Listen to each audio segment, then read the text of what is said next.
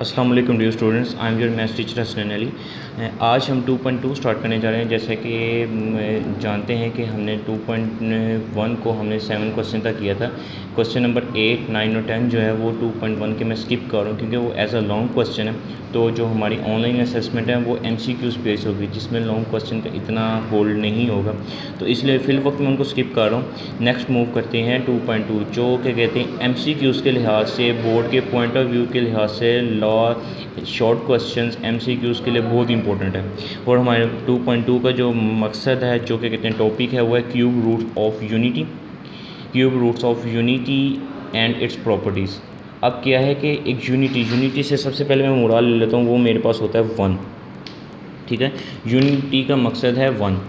अब कहता है कि क्यूब रूट ऑफ यूनिटी निकालने, उसकी प्रॉपर्टीज़ देखनी है हमने। आगे नेक्स्ट जितनी भी एक्सरसाइज आएंगे वो इन रूट्स के बिहाव पे ही हम बात करेंगे, क्योंकि हम यहाँ इस चैप्टर में हम कोऑर्डिनेट इक्वेशन की नेचर फाइंड आउट कर रहे हैं, रूट्स के बिहाव पे बात कर रहे हैं। तो क्यूब रूट ऑफ यूनिटी की अगर मैं पहले बात करूँ, आज हम सारे फार्मूलेज देख लेंगे 2.2 के वो क्या हैं, क्योंकि ये फार्मूले, ये छोटी छोटी बातें MCQs में बहुत ज़्यादा पूछी जाती हैं, बोर्ड में भी और असेसमेंट में भी इससे पूछा जाए। अब कहता है कि x मैं लेट कर लेता हूँ कि मेरे पास यूनिटी का जो क्यूब रूट है, यूनिटी का जो क्यूब रूट है वो मैंने लेट कर लिया x। कहता है अब इसको फाइंड आउट करो कि 1 के क्यूब के कितने रूट्स होते हैं, यानी कि 3 रूट्स निकालने हैं मैंने 1 के, वो कौन कौन से आएंगे।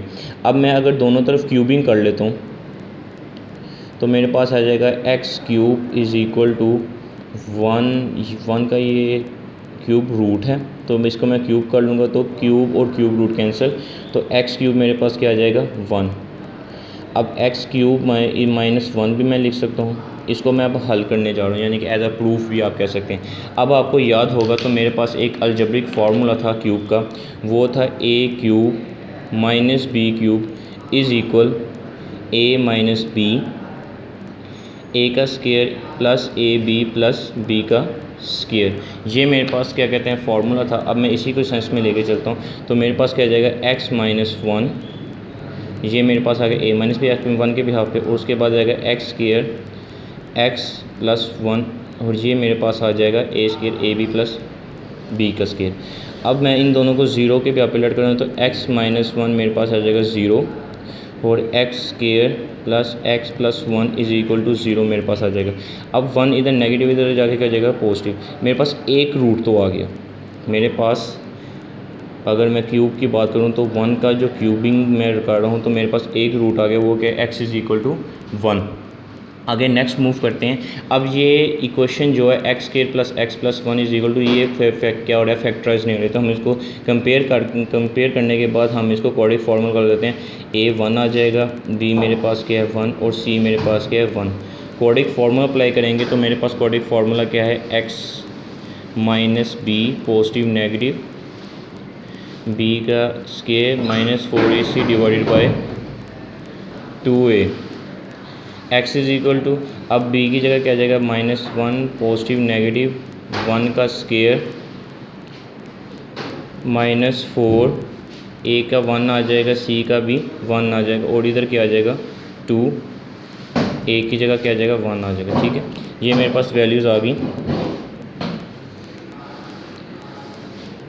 x इज़ इक्वल टू मेरे पास क्या है 1, ये मेरे पास एक रूट आ चुका है। दूसरा मेरे पास आ रहा है x इज़ इक्वल टू, वो मेरे पास आ जाएगा -1 पॉजिटिव नेगेटिव, और इधर आ जाएगा 1 -4, और नीचे आ जाएगा 2। ये मेरे पास क्या आ गया, मैंने इक्वेशन पुट कर दी। आगे क्या है मेरे पास, इधर मैं x कर लेता हूँ, इधर आ जाएगा माइनस पॉजिटिव नेगेटिव, यह आ जाएगा -3 डिवाइडेड बाय 2। अगर आपको याद हो 9 क्लास में हमने ये बात पढ़ी थी कि अंडर रूट के अंडर कभी भी नेगेटिव साइन नहीं आना चाहिए, अंडर रूट के अंदर कभी नेगेटिव साइन नहीं आना। अगर वो नेगेटिव साइन आ जाए तो वो क्या कहलाता है, अंडर रूट -1 क्या कहलाएगा, अयोटा के बराबर, मीन वो कम्प्लेक्स की फॉर्म में चला जाएगा। तो हम इसको अयोटा की फॉर्म में भी लिख सकते हैं या अयोटा के बगैर भी लिख सकते हैं, लेकिन मैं अभी अयोटा के बगैर ही लिख रहा हूँ ताकि सिर्फ आपको समझा सकूँ। अब इसको मैं ब्रेक कर लेता हूँ, मेरे पास आ जाएगा एक बड़ी पॉजिटिव के साथ, और एक बड़ी x मेरे पास आ जाएगा नेगेटिव के साथ। अब जो याद रखने वाली बात है वो ये है, ये मेरे पास 3 रूट आ गए, 1 2 और 3। अब 1 को हम 1 कंसीडर करेंगे, लेकिन अब इधर से लेकर नेक्स्ट आगे चलते तक जब भी हमें क्यूब रूट ऑफ यूनिटी का जिक्र किया जाएगा तो हमने याद रखना है कि x जो है, अगर मेरे पास -1 प्लस अंडर रूट -3 है तो ये ओमेगा के बराबर होगा। ये क्या है? ओमेगा। ओमेगा की वैल्यू आपको पता चल गई है, MCQs में भी पूछा जा सकता है ओमेगा की वैल्यू क्या है, तो वो क्या है -1 plus under root -3 divided by 2। अगर मेरी ओमेगा की वैल्यू पॉजिटिव वाली है तो याद रखना मिड में अगर नेगेटिव होगा तो वो क्या कहलाएगा? ओमेगा स्क्वायर कहलाएगा। वो क्या कहलाएगा? ओमेगा स्क्वायर कहलाएगा। ओमेगा स्क्वायर कहलाएगा। ठीक है, ये मैं बार बार कह रहा हूँ कि वैल्यूज़ कन्फ्लिक्ट होती हैं। अब कुछ पॉइंट वाली बातें याद रखने के लिए जो आपके MCQs में बहुत ज़्यादा आती हैं। अगर मेरे पास ओमेगा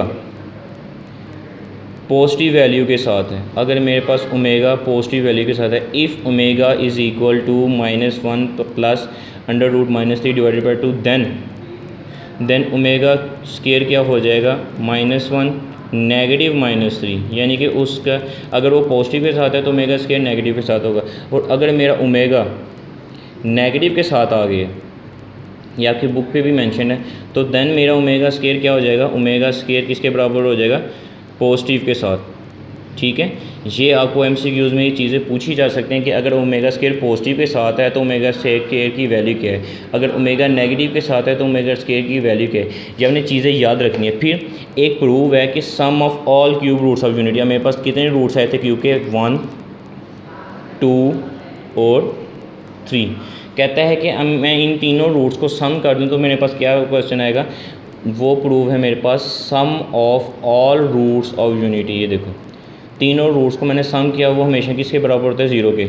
इंशाल्लाह ये प्रूव मैं किसी नेक्स्ट वीडियो में आपको कर दूंगा, क्योंकि प्रूव हमारे फिल वक्त ऑनलाइन असेसमेंट के लिए ज़रूरी नहीं है। मैं आपको सिर्फ वो चीज़ें बता रहा हूँ जो आपकी ऑनलाइन असेसमेंट में या आपके बोर्ड के ऑब्जेक्टिव में आ सकती हैं। इंशाल्लाह इनके मैं प्रूफ ज़रूर बताऊँगा। ये जो डॉट वाले पॉइंट हैं इनके प्रूफ मैं आपको इंशाल्लाह बताऊँगा। कहता है कि 1 प्लस ओमेगा का ओमेगा प्लस ओमेगा स्क्वायर 0 के बराबर होता है। ये चीज़ आपने याद रखनी है, ये भी आपको ऑब्जेक्टिव में पूछी जा सकती है कि 1 प्लस ओमेगा का स्क्वायर किसके बराबर होता है? 0। अब इससे हमारे पास 3 रिज़ल्ट निकलते हैं। ध्यान से इस पोर्शन को, ये जो रेड वाला पोर्शन है, इस चीज़ों को ध्यान से समझना है।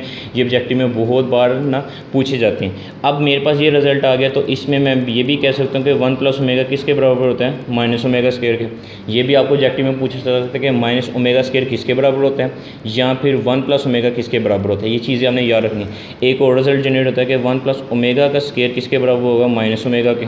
यानी कि वैल्यूज़ हम जस्ट शिफ्ट कर रहे हैं। उसके बाद ये भी पूछा जा सकता है कि ओमेगा प्लस ओमेगा स्क्वायर किसके बराबर होता है? -1 के। ये 3 रिज़ल्ट इसी प्रूफ के बिहाफ पे आपसे पूछे जा सकते हैं। ये आपने ध्यान रखना है इस चीज़ का कि ये आपको ऑब्जेक्टिव में पूछा जा सकता है। फिर उसके एक और प्रूफ है मेरे पास कि अगर मैंने तीनों क्यूब रूट्स को मल्टीप्लाई कर दूं, तीनों क्यूब रूट्स को मैं क्या कर दूं? मल्टीप्लाई कर दूं, तो वो किसके बराबर होता है? 1 के बराबर होता है। वो किसके बराबर होता है? 1 के बराबर। अब ये ऑब्जेक्टिव आपके पास MCQs भी आप अपनी रिव्यू एक्सरसाइज में देख सकते हैं, चैप्टर नंबर 2 पे। उसमें लिखा होगा statement the sum of cube roots of unity is equal to 0 and the product of the cube roots of unity is equal to 1। के यूनिटी के तीनों क्यूब रूट्स को अगर हम सम कर लें वो 0 के बराबर होता है, और यूनिटी के तीनों रूट्स को हम मल्टीप्लाई करते हैं तो 1 के बराबर होता है। मीन्स अब इन सबको मैं मल्टीप्लाई करता हूँ तो ये क्या जाएगा? 1 को ओमेगा से किया ओमेगा आ गया, ओमेगा को ओमेगा स्क्वायर से किया ओमेगा क्यूब। अब आपको ये डायरेक्ट भी पूछा जा सकता है कि ओमेगा क्यूब की वैल्यू क्या है, तो हमने बताना है वो क्या है? 1। ओमेगा क्यूब की वैल्यू क्या है? 1। ये आपके पास चीज़ें हैं, ये आपने याद रखनी है कि ओमेगा अगर पॉजिटिव के साथ है तो तब ओमेगा स्क्वायर की वैल्यू क्या होगी, ओमेगा अगर नेगेटिव के साथ है तो तब ओमेगा स्क्वायर की वैल्यू क्या होगी। तीनों रूट्स को, यूनिटी के रूट्स को अगर सम कर लेते हैं तब वैल्यू क्या है। फिर ये इनके बिहाफ पे ये रिज़ल्ट आपको पूछे जा सकते हैं। ठीक है, उसके बाद अगर तीनों रूट्स को हम मल्टीप्लाई करें तब वैल्यू क्या है, और वो हमारे पास क्या जाती है? -1 के बराबर आ जाती है। ये चीज़ें आपने याद रखनी है। आज का जस्ट जनरल ये था कि हमने इन चीज़ों को समझना है और करना है। इंशाल्लाह नेक्स्ट वीडियो में हम आगे मूव करेंगे क्वेश्चन नंबर 2 की तरफ। अब जैसे कि ये हमारे पास के आगे वैल्यूज़ आ गई, हम इंशाल्लाह ना आगे मूव करेंगे। ये चीज़ें याद रखने वाली ऑब्जेक्टिव में बहुत बार पूछी जा सकती हैं। ओके, नेक्स्ट वीडियो पे मुलाकात होगी। अल्लाह हाफ़िज़।